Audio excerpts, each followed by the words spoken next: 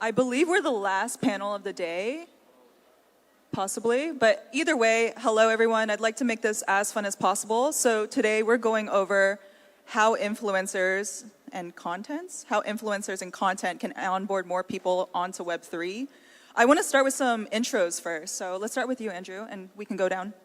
Hey everybody, my name is Andrew Weiner, Vice President of WEEX Global. If you're unfamiliar with that name, we were founded in 2018. We went to market with our product in 2020. For the first 4 years, we organically built an audience of 2 million traders. And today, we've localized fully to English. We raised $100 million for growth and marketing, and we've hyperscaled in the last 8 months to 6 million users in 200 countries worldwide. We're a centralized exchange where you could trade fully leveraged futures on altcoins. We have the best depth and spread of liquidity on altcoins. I guess it's my turn. Hi, I'm Anndy Lian. I'm a book author, fund manager. I also give advice to different government. So other than that, I invest heavily in different projects. I'm also a fund manager with Meme Core, one of these new layer 1 meme-driven blockchain. And then just find me on Twitter, Thanks. Hi, everyone. I'm Dan, and apparently they needed a fourth person, so I'm here to talk about crypto and stuff. I represent Retail DAO. We help people get started in crypto and find investments and navigate the crypto markets. Awesome. My name is Emily. I'm the CMO of Hype. We're a full-service go-to-market agency, so we have worked with KOLs and influencers. I'm really excited because we have 2 people here that may have hired or found influencers, and we also have an influencer or KOL on stage as well. So let's just start, let's just go straight into it. What are the worst mistakes you made with influencer marketing? I'd like to start with Andrew. Yeah, the worst mistake you can make with influencer marketing is paying people to say something's good without them authentically using it.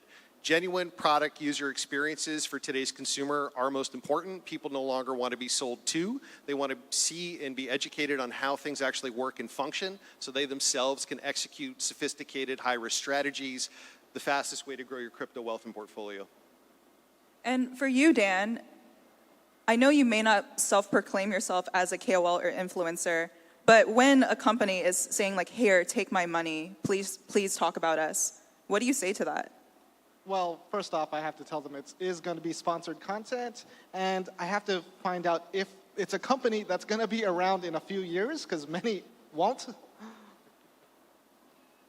Okay, is there any more provocative takes on where, maybe you, Andy, especially since you have invested in meme coins or you have a fund that may invest in meme coins? Sure. I think in general, I do not believe in product. Because I look at the community first, because I don't run an exchange, right? So I look at projects, I look at if someone is really buying the project, are they having fun with the project? And if the community is strong, I would just, okay, let's make some buys, right? So on my end is more straightforward. But then coming back to your question about KOLs and so forth, I think the worst kind of KOLs that I have met is those who do not sell early. So a lot of people are just complaining, KOLs are selling very early, right? They see the pump, they sell. Oh, I don't care, man. You can sell as early as you can, right? Because if you are bullish of your project, right?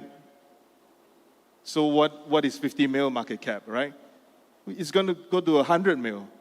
And then if he's still holding on to the token and they sell by then, the whole community is going to be losing a lot more, right? So my perspective is you work with those KOLs, just have a short-term mindset. Everybody is talking about a big-time marriage. I'm going to hold hands with the KOL for the next 5 years. But then like what Dan is saying, they'll be gone in three months, So that's my 5 cents worth.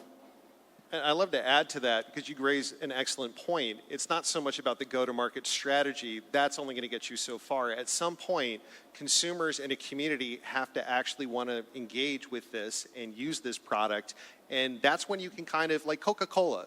Who here really needs to see a Coke advertisement if you're considering buying a soda pop? At some point, you just hit that momentum phase where people are really supporting the project through their activity organically, and you don't have to pay people to get that messaging out there.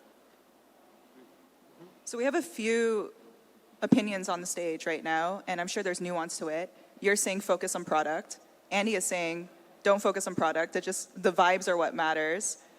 Dan, I'm curious, when you are getting paid for a project or when you are investing in a token, what influences you as a KOL or a content creator to take it on? That is a good question. For myself, I'm investor first, so I'm very slow with making content. And if I do make content, it might be something I'm interested in, or I think that will perform well, or something that like I'd really like to share. Or if someone's asking me how to do that, I just want to share it one time so they don't ask me again. And that's kind of how my channel started. I had a friend who wanted to know how Coinbase works. I was like, all right, I'll just make a video because you're not going to get this.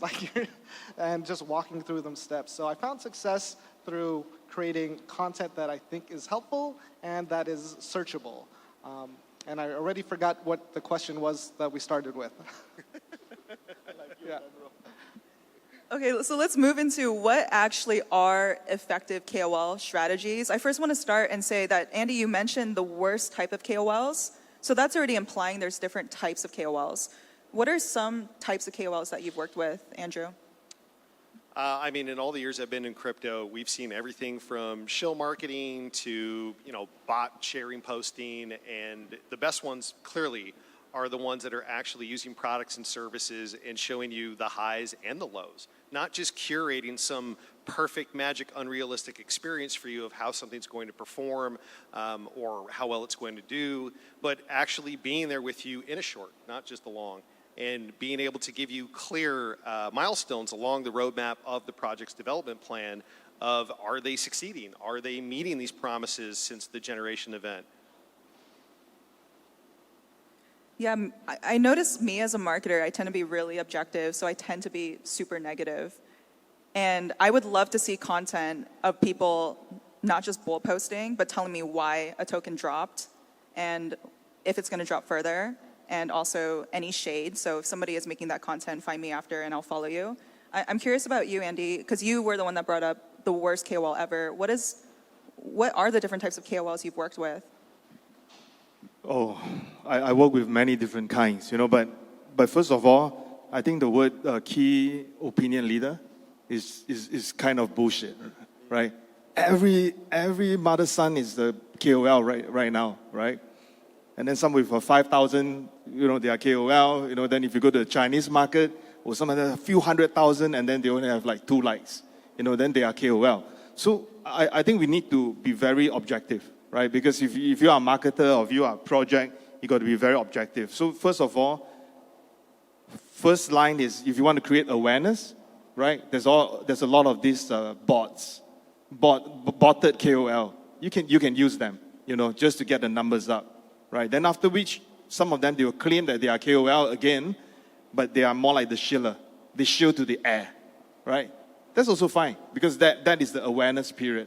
But then when you hit a certain milestone where people take you a little bit more seriously, then you have to go for some of these KOL that are of a higher tier, where they can actually call some of this play, right? They are like a core group KOL. They can, okay, I'm going to get my group in, and then I'm going to buy your chart and so forth. That kind of KOL, right? Then last but not least, you really need some really good KOLs that can really substantiate the whole price and give you a good nice shout out, right? Of course, you can always choose people like one of my friends, like Mario, for example. He does a lot of round table spaces. But of course, if you can get higher ones, you can convince maybe Arthur Hayes or maybe CZ to give you a post. Or then that could be the ultimate KOL, right? So to me, some of them are really paid, some of them are not paid, some of them believe in you. This is the different stages of marketing, right? So there's no one solution for everybody, right? Emily, you mentioned you wanted to know about people creating content, about like why a coin went down. From my side as a content creator, people hate bad news. They want to know 100x, what's pumping, what to get involved in. And that's kind of the markets we try to navigate marketing to. Yeah, both of your comments are really interesting. I mean, first, Andy, you are describing the marketing funnel with KOL integrity, it seems like. It sounds like step one of awareness. Let's just get a mass amount of bots. And then we get some real humans, but they are shillers and they're bull posters. And then the highest end tier is people that have trust and built trust with their audience and community. And then to your point, Dan, I completely agree with you. People, especially right now in a bull market, we're noticing more people come to us like, hey, do you guys do TikTok content?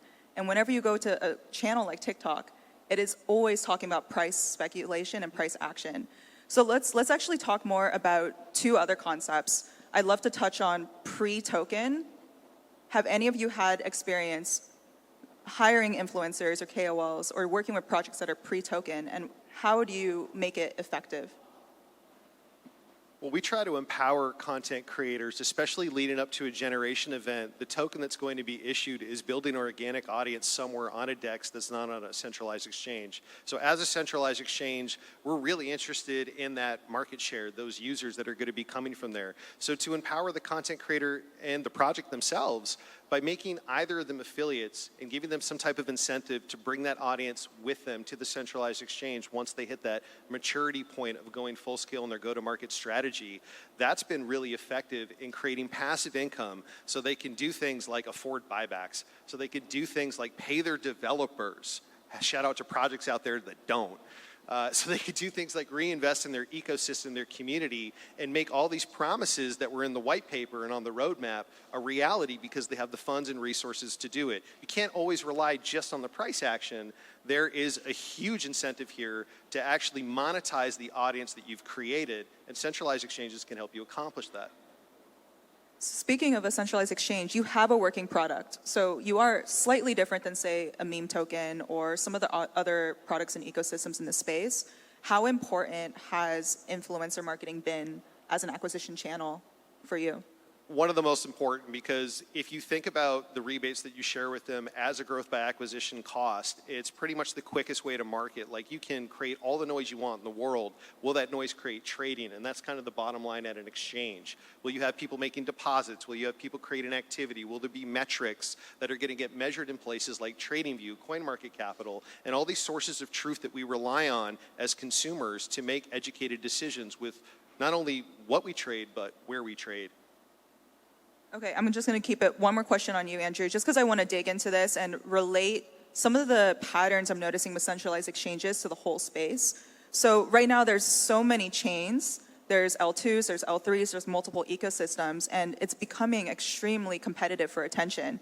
And there's also many centralized exchanges, and there's almost only so much liquidity and traders. How are you competing when every other exchange is also using affiliate traders and influencers? This is a great question. So with the jurisdictions that we cover, we are very strategically positioned to provide access to products and services that some people may not really have in their country today.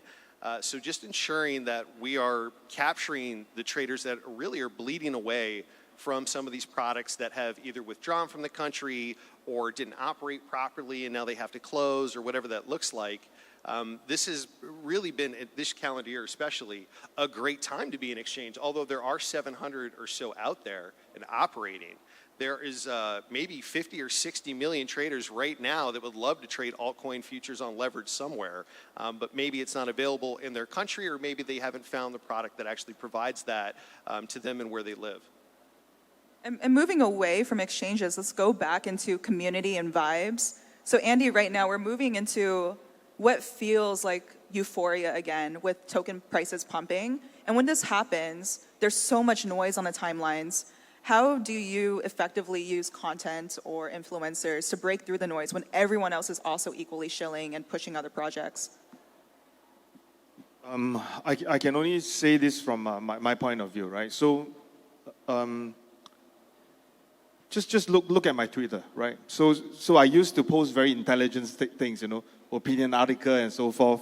Damn it, man. No one is going to comment on me, right? Of course, sometimes, But then when I start to post things that are more shit posts, where I call it, tons of people is going to come to me, But then, do I enjoy doing that? I don't.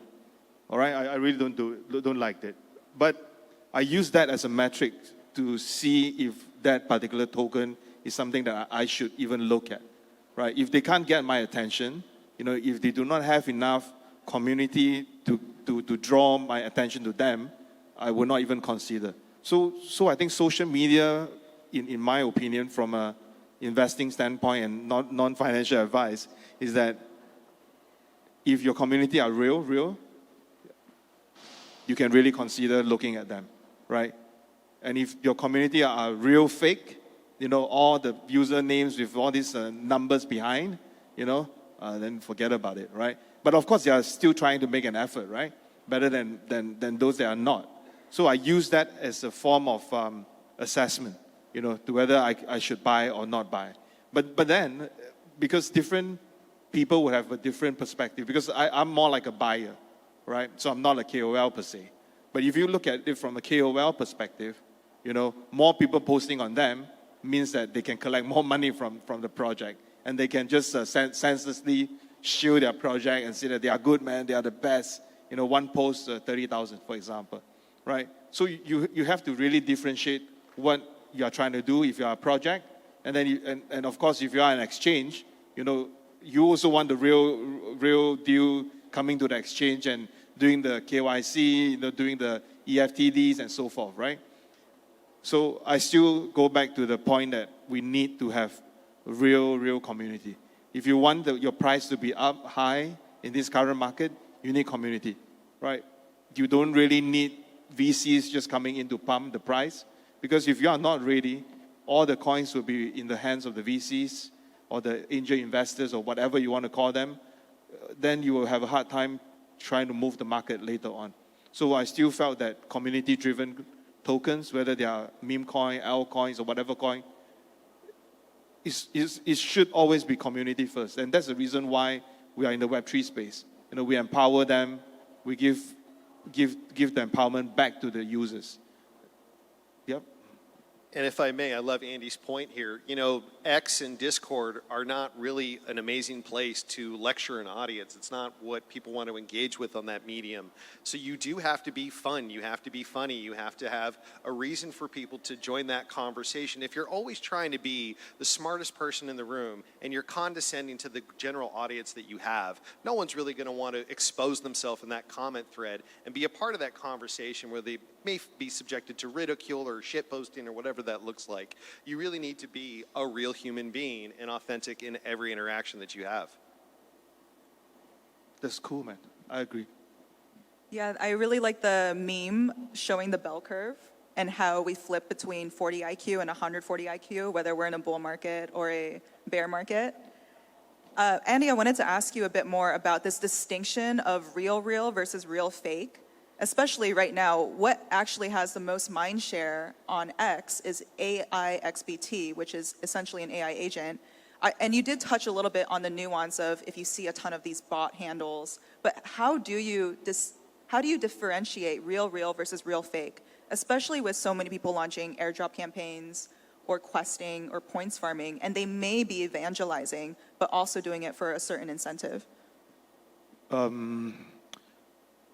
You actually see a lot of this in the mini games that were launched on Telegram, right? So I'll give you an example. So I mentioned about Meme Core, right? So the Layer 1 project, we did a very similar campaign.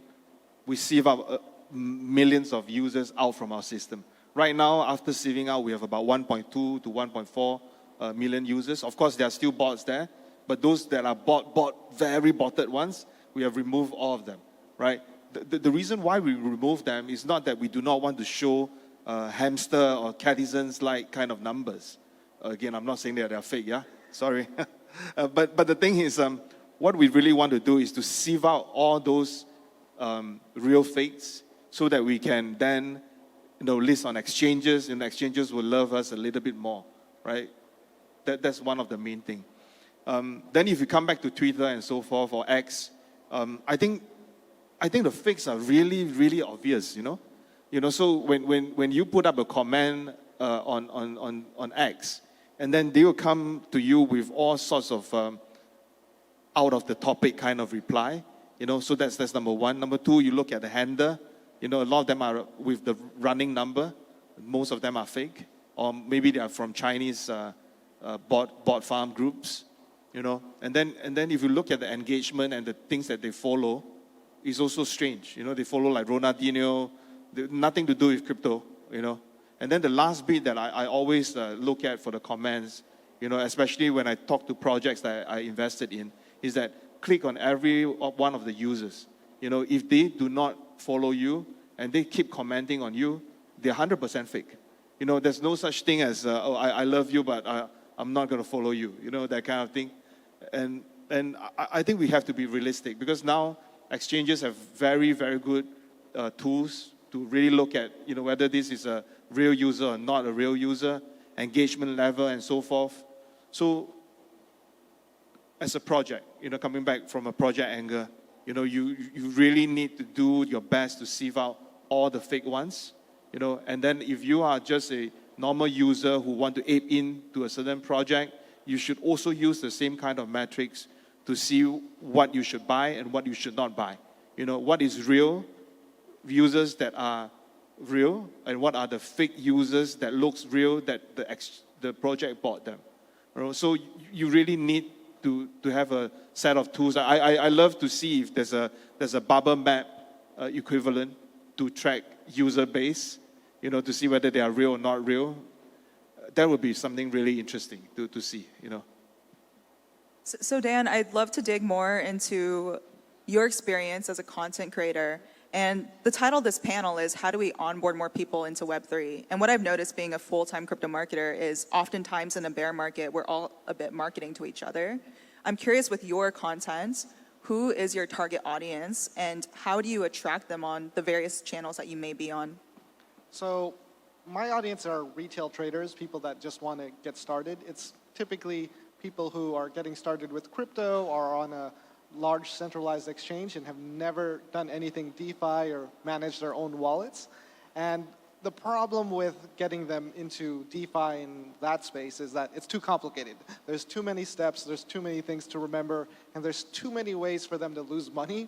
So it has to be a very gradual process, just because crypto is still at such a early and complicated stage that, you know, you can't onboard your grandmother or just a random person who wants to start trading today, just because there's too many risks, there's too many things to learn.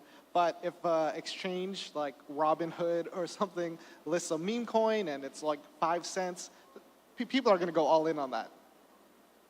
So it's all about making it easier for people to get involved.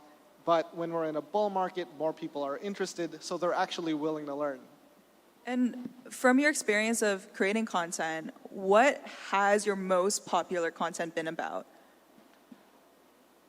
Some stuff like using Coinbase, creating a cryptocurrency, as of recently XRP, because I covered that because it was going crazy. So I wanted to create some content that kind of shared the landscape of what's going on with that and other opportunities and why it's not really at an all-time high right now. Okay, great. So it actually sounds like a lot of educational content to onboard people. Since we're actually here in Taipei, I usually do a lot of the marketing in the West, and we have some folks here that it seems like both of you, or maybe all of you, are quite global. Is there any distinction between influencer marketing in Asia versus in the West?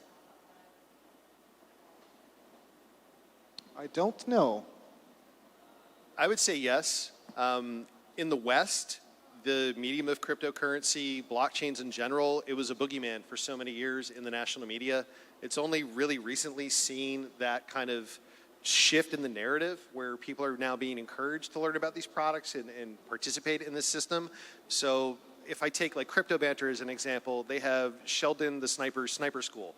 And that's an excellent place to engage with like learn to earn, actually watch tutorials of how to set up really complicated trades, and give you thought leadership on how these products function, not only on centralized exchanges, but also on the DEX. And that's just so crucial for people finally making that transition now, because in a lot of cases, you know, you're not going to be able to go to your money manager or your broker dealer to go take a position on Pepe.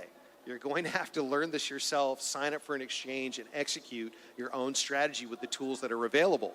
So finding the source of truth to learn these tools the best and then to be able to actually execute your strategy effectively has been critical.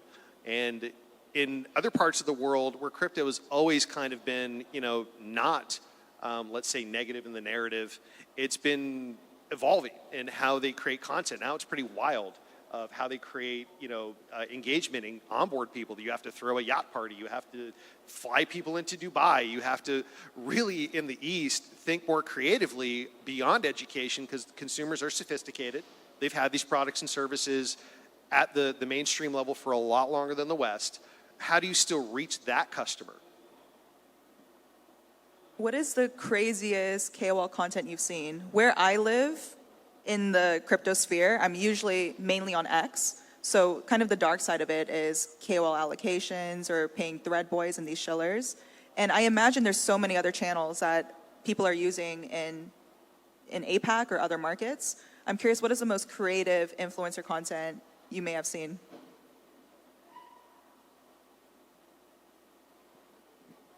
I think that's going to be a really tough one, because I want to say this, but that's a little bit explicit, But I've seen, okay, because if you look at the exchanges and so forth, they have already bought almost all the ads that they can have, right?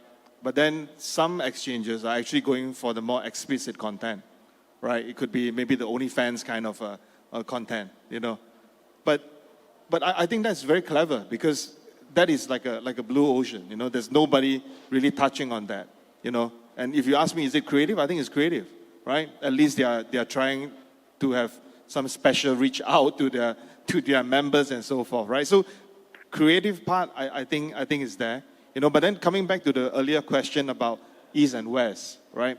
I felt that, if you look at the Chinese-speaking market, maybe I don't separate them into just two, but if you look at the Chinese speaking market, a lot of their shilling content are actually on the verge of being totally black, because a lot of these shilling contents are just illegal, If you look at the English side, things are a little bit more subtle in a certain manner.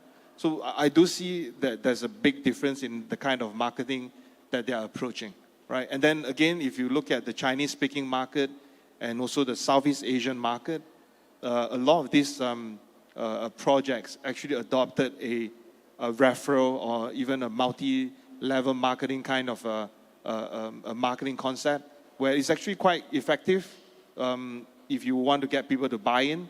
But of course, they might not know the product, but they can get a lot of buy-in, to that. So that's something really, really different. And I don't see that, in the US and the Europe, at least it's not that active, right? So that's my few cents worth. And he's loosened my brain on this one because I've seen trading competitions, airdrop rewards, all these very basic campaigns, and everybody does those at this point. It's not too engaging or creative. Experiential marketing is now emerging. Like here at WEEX, we've just partnered with Michael Owen. Michael Owen's a world champion soccer player, coach of a Champion League team. Wouldn't it be wonderful if we could fly you to watch him coach a game live and in person as opposed to just giving you USDT when you traded? These types of experiences are kind of the next level up in what people in the audience are looking for to differentiate, like, okay, do I want to go trade to win a Ferrari? Do I want to trade to get tickets to the World Cup or the World Series? There's a lot of brands now that are trying to focus more on getting to the consumer in a more meaningful and impactful way. And I think that's really the most creative thing I've seen in the last 12 months. I also want to add on. So I love how the big brand play right now, give the experience play and so forth. But if you come from a sponsorship angle, for example, I see Bing X with Chelsea. Previously I was with Bybit, leading all the partnership with Red Bull and so forth. One thing that I really want to say is that different target audience who have really different kinds of needs and so forth. And then from an exchange perspective, actually the ROI to get users, real users back from this conversion method is actually very, very low. We can see the glamorous side of it, right? But then if you look at the real numbers behind it, is very, very low. I rather be like Andrew, I'll just buy a good experience package for for during maybe the F1 period, and then reward them, right? And then not going on the sponsorship route, because the sponsorship route, is really expensive, and the ROI is really, really low. And you may not be marketing to crypto people. That's the other thing I've learned the hard way when I first got into this side of the business, that just creating general noise doesn't really attract the result that any KOL, influencer, or exchange is looking for. You're trying to get to the type of consumer that actually represents the demographic that you built the product for and that you're trying to serve. So just throwing your logo up on a billboard in Times Square doesn't really convert if Times Square is full of tourists and people delivering food and people that just don't trade crypto. Amazing. I think we are at time. There was a lot of great insights on kind of the future of influencer marketing and how to tap into audiences in a really crowded market, as well as experience from a content creator themselves on how to grow a channel. So thank you everyone for listening, and thank you to my panelists.